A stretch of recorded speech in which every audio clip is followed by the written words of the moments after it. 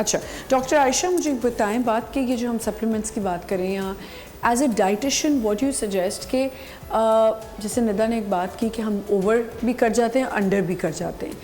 अब बच्चा है छोटा, कल एक हमारे यहाँ हमारे साथ न्यूट्रिशनिस्ट थी, उन्होंने भी ये बात एक की कि breast feeding is very very important, which I totally agree.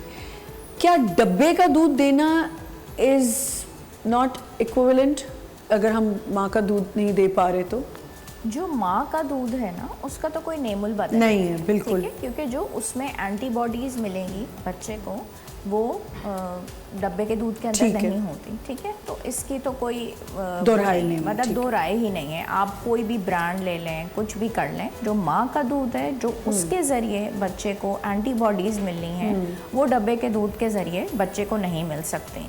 तो ये बात नहीं, अगर देखें डॉक्टर आयशा, मेरे कहने का मतलब ये कि अगर वो बच्चे को माँ नहीं दे पा रही तो क्या डब्बे का दूध देना नुकसान है? मेरा ये मतलब है क्या? नहीं, डब्बे का दूध देने का नुकसान कोई नहीं है, क्योंकि उसमें वो तमाम तर जो प्रोटीन्स बच्चे को चाहिए होती हैं, जो फैट्स चाहिए होती हैं, जो कार्बोहाइड्रेट्स चाहिए होती हैं, वो उसी फार्मूले के तहत डाल दी जाती हैं जिसकी ज़रूरत बच्चे को होती है। सिर्फ वो एंटीबॉडीज़ जो होती हैं वो उसके अंदर मौजूद नहीं हो सकती, लेकिन बाकी तमाम तर ग़िज़ाइयत जो होती है वो फार्मूला बेस्ड मिल्क के अंदर मौजूद होती है, और बच्चे की नशोनुमा भी उसी तरीके से होगी, ग्रोथ भी उसी तरीके से होगी। अगर किसी वजह से माँ काम पे जाती है, किसी बीमारी या इलनेस का शिकार है, तो किसी किस्म का कोई ऐसा मसला नहीं होगा। ठीक है, एक और चीज़ मुझे बताएं कि जब हम सप्लीमेंट्स की बात करते हैं, बिल्कुल ठीक, so while a woman is pregnant she needs to take few of the supplements, right? कि उसको फॉलिक एसिड भी खाना है, उसको दूसरी भी ज़र्बेक्सी भी खानी है, सब सब सब सप्लीमेंट्स सब ले रहे होते हैं। Why is that?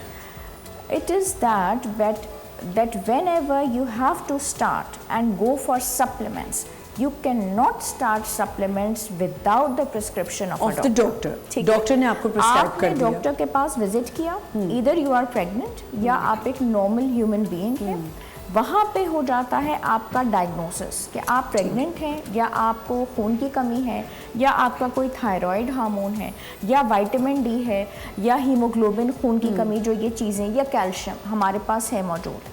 If you are a perfect and normal नहीं है, बट अगर मेरी जितनी नॉलेज है और मैं खुद बच्चों की माँ हूँ, मुझे तो ऐसा लगता है जब भी हमने डॉक्टर को दिखाया और फर्स्ट ट्राइमेस्टर ख़त्म होता था तो हमें ये पता होता था कि जी अब इस 4th मंथ से हमने ये सप्लीमेंट्स खाने हैं। If you are visiting a doctor, you see, that's the doctor is so there's a confusion. I want to talk about this कि ये क्यों होता है, इसको हम आगे बढ़ाएंगे।